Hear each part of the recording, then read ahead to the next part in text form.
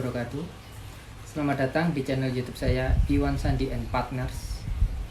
Kali ini saya akan memberikan sedikit edukasi pengetahuan umum tentang bagaimana cara menggugat cerai.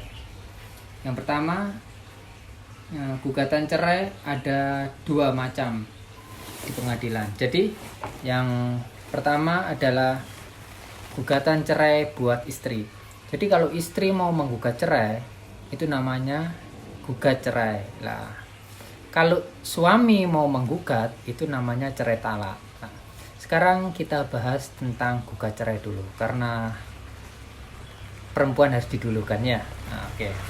Jadi yang pertama, kalau kita mau mengajukan gugat cerai itu, yang pertama harus ada buku nikah asli. Kenapa harus ada buku nikah asli? Karena ini menunjukkan bahwa kakaknya ini sudah pernah menikah. Nah, harus buku nikah asli.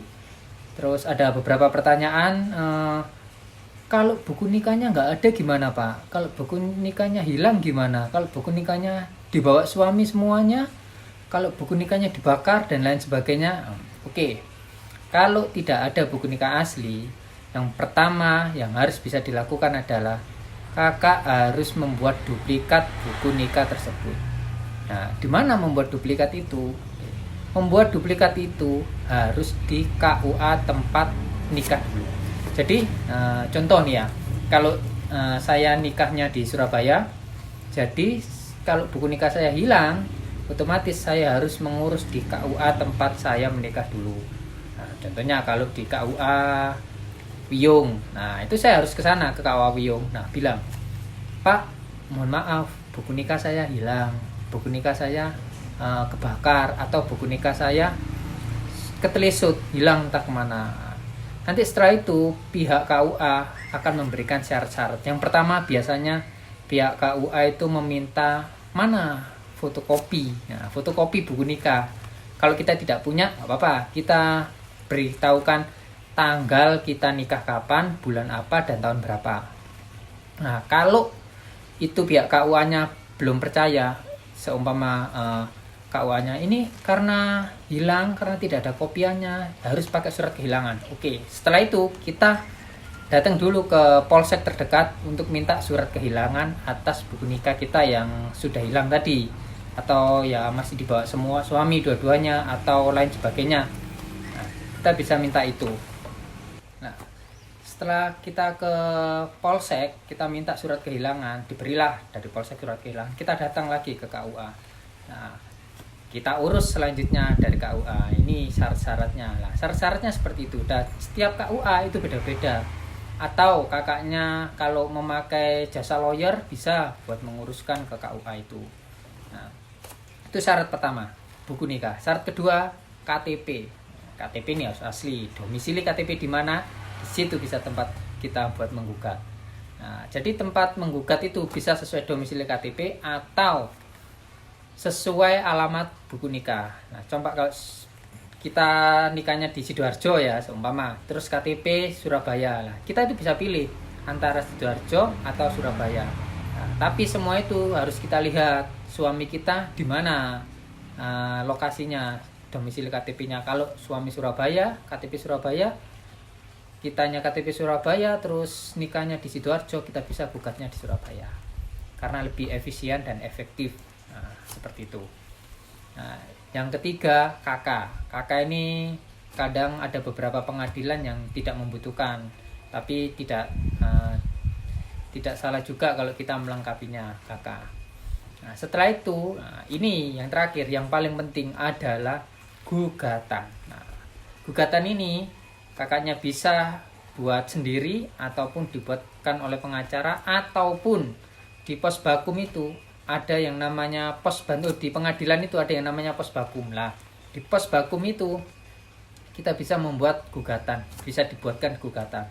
Nah, tapi ya itu semua juga berbayar juga, karena pihak pengadilan ada kerjasama dengan kantor advokat untuk membuat gugatan itu. Nah, selanjutnya isi dari gugatan itu adalah, kalau ada yang menanyakan, beberapa orang menanyakan, gimana contoh membuat gugatan, isi dari gugatan itu apa? Nah, gugatan sama dengan kayak kita mengirim surat ke pengadilan.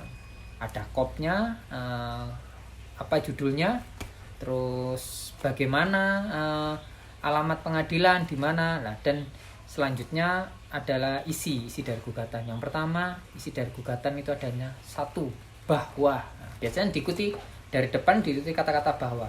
Nomor 1, titik bahwa benar bahwa kita dulu punya buku nikah dengan nomor sekian dan nikah di mana. Nah, itu biasanya poin nomor 1. Poin nomor 2-nya biasanya bahwa setelah menikah kita tinggal di mana. Dijelaskan seperti itu. Nomor 3, bahwa kita sudah mempunyai anak, itu yang kalau isinya. Nomor 3 adalah bahwa kita mempunyai anak berapa, nah nama anak siapa dijelaskan di situ. Nomor 4, bahwa ini poin-poin yang harus disebutkan di nomor 4. Kapan kakaknya ini bertengkar atau apa isi dari topik permasalahannya yang bisa membuat gugat cerai. Nah, dan selanjutnya di bawah petitum. Nah, petitum itu harus kita tuliskan kita meminta apa ke pengadilan itu, meminta cerai, talak 1 dan lain sebagainya. Selanjutnya kalau sudah 4 berkas itu sudah terpenuhi, langsung kita bawa ke pengadilan, kita daftarkan, selesai. Nanti kakaknya akan dapat nomor perkara. Nah, nomor perkara ini nanti selanjutnya akan sidang di kemudian hari. Nah, sidangnya ini menunggu dari instruksi pengadilan. Nanti kita dikasih relas panggilan bahwasanya untuk sidang. Nah, itu gugatan cerai kalau wanita, kalau perempuan ya. Jadi prosedurnya seperti itu. Dan ingat satu hal lagi, harus tahu alamat suami. Karena apa? Karena pengadilan nanti menanyakan alamat suami itu, mau dikirim kemana ini, suaminya ini di mana. Nah, itu alamatnya itu terpenting. Oke, sementara itu dulu dari saya. Nanti kita sambung ke part-part berikutnya ya. Oke. Kalau mau komen bisa di komen, kalau mau subscribe silakan. Nah, saya lebih suka kalau di subscribe. Jadi jangan lupa share, komen, subscribe. Oke. Sekian dari saya. Terima kasih. Assalamualaikum warahmatullahi wabarakatuh.